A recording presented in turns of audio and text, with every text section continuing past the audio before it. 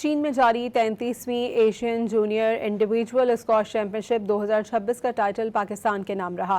پاک آرمی کے اسکواش کھلاڑی نعمان علی خان نے روایتی حریف بھارت کو اسکواش چیمپئن کے فائنل میں پچھاڑ دیا۔ پاکستانی کھلاڑی نے فائنل میں بھارتی حریف شیون اگروال کو 3-1 سے ہرا کر اسکواش چیمپئن شپ جیت لی۔ گزشتہ ایشین چیمپئن شپ میں بھارتی کھلاڑی نے نعمان علی خان کو 3-0 سے ہرایا تھا۔ نعمان علی خان نے جونیئر اسکواش چیمپئن شپ کے فائنل میں شاندار کھیل پیش کر کے پرانی شکست کا بدلہ بھی لے لیا۔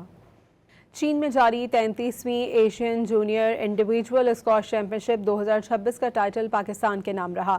پاک آرمی کے اسکواش کھلاڑی نعمان علی خان نے روایتی حریف بھارت کو اسکواش چیمپئن کے فائنل میں پچھاڑ دیا۔